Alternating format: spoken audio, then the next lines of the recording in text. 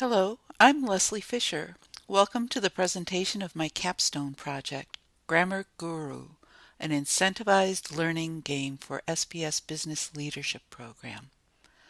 When I started this project, I had big plans to provide comprehensive, ongoing support for program students in writing, communication, and research. I quickly revised my focus to just one course in the program, English 205 Business Communication.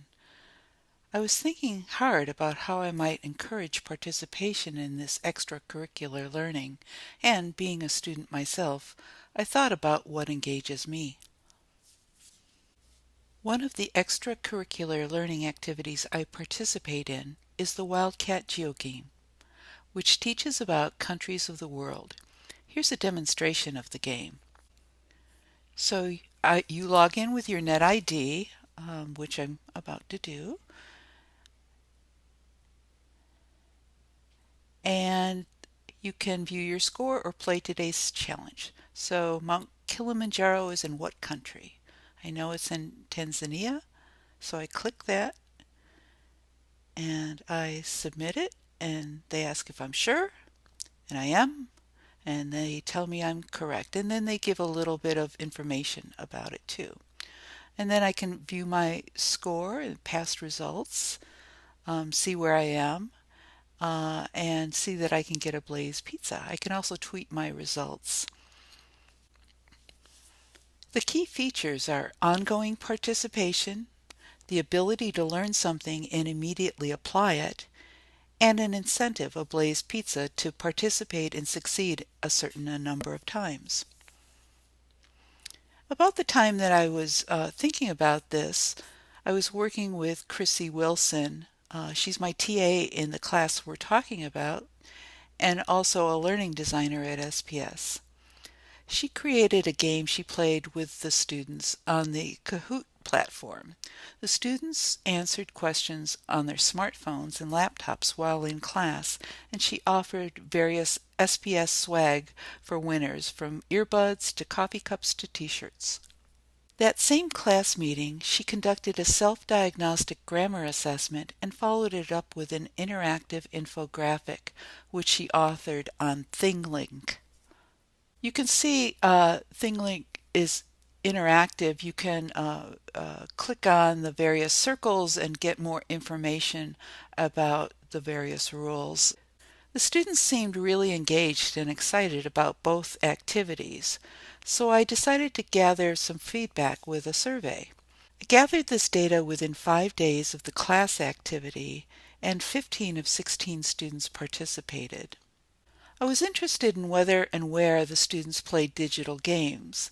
100% played games, mostly on their smartphones. On laptops, there was less intense gameplay, with 47% never playing on a laptop. I was interested in how they felt about the in-class game and the competition. 1/3 of the students liked it and 2/3 loved it. Their comments were fun, liked the prizes, and loved competing against the cohort.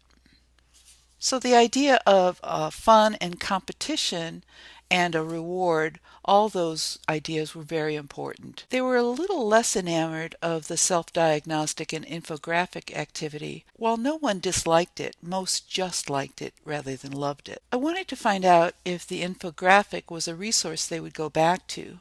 47% rated it unlikely, so at least half entertained the idea of revisiting the material. Finally, I wanted to know if an incentive might induce them to play a grammar game. Only one was not receptive to the idea, and one student commented, "I need every extra credit possible." I'd learned a lot about learning theory from Jessica Mansbach and online learning environments from David Knopf's, both of the IDS program. I also attended a fascinating TeachX Talks by Mark McDaniel, one of the authors of Make It Stick, The Science of Successful Learning. Later in the term, I read the entire book, but in his talk, McDaniel said that his research supported the principle of generating understanding. He said that you have to have students immediately use newly acquired information. Other secondary literature research I conducted told me a lot about smartphone use among returning adult students.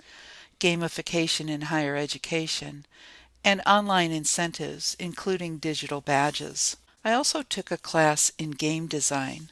Adobe offers an array of free online classes. They're worth your while if you're interested in visual design particularly. This course at Adobe helped me to develop my own definition of a game. A game is structured play based on rules or conventions and has an element of competition, either with oneself or others. Games are fun. A game should be intrinsically rewarding and may also be extrinsically rewarding. A game may be based on skills, strategy, or luck, or a combination of these. I focus on skills in this project, but research isn't always hard work. I also played online educational games such as Lumosity and Elevate. Good games reward participation. They have a way to track progress. They're just challenging enough, and they are fun. So I developed Grammar Guru to embody these principles. In this mock-up of the status board, the mountains here represent a series of challenges. Once a correct answer to a punctuation, grammar, or expression challenge is given, the student earns a step up the mountain. Once 10 questions are answered, students earn 5 points. They then go down the mountain and up the next to earn 10 points. Then they go down and up the third mountain to earn a Digital Grammar Guru badge and SPS swag. Here's an example of some instructional materials and questions to be answered. Should you use an apostrophe? The first question is, are you trying to make the word plural? If yes, don't do it. If no, ask yourself, are you saying it possesses something? If yes, ask if the word is it. If the word is it, don't do it.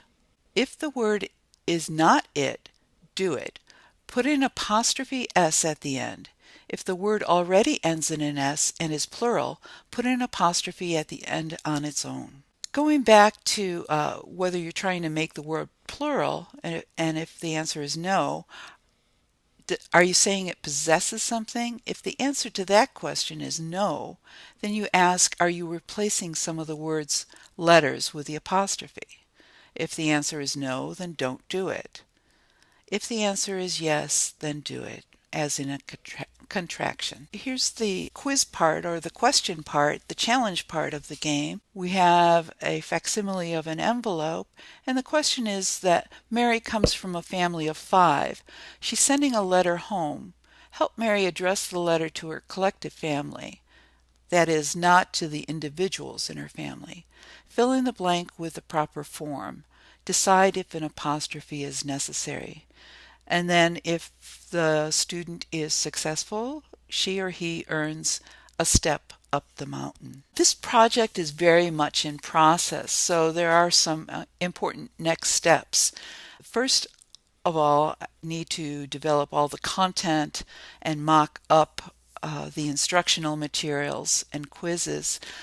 I anticipate that I'll need to do 90 of these to cover the entire term, and actually I don't think that that's going to be such a challenge. There's some pretty clear and obvious recurring problems that students face. The next thing I'll do is consult with the distance learning team to take my mock-ups and make them spectacular. They're very good visual designers. And they'll also have some advice on the gamification and on technical implementation. And once I have at least a mock-up or a prototype of that, I want to conduct quantitative and qualitative research with the actual users, the actual students in the program. I'll probably pilot the program during the term and then assess what needs to be done from there. And then finally, I'll refine and roll out the project. That's Grammar Guru. I wanted to thank certainly many of the IDS faculty, but in particular Jessica Mansbach and David Knopfs. Jessica teaches the learning theory and David Knopfs teaches the learning environments course. And then of course Eric Patrick, who's been helpful in both in visual design and here in the capstone. It was one of Eric's comments that was a real spur to me to figure out how to make this engaging. I'd also like to thank my fellow students, those here in the capstone. Kathleen Grace, whom I've taken a number of classes with, she always has great feedback. And Janelle and Chinzia have been with me in the learning track since day one. And I think we're all going to finish up. So woohoo! And then I'd like to thank my colleagues and students in the Business Leadership Program, with a special shout out to Chrissy Wilson, who's my TA, who has such wonderful ideas. Thanks, everybody.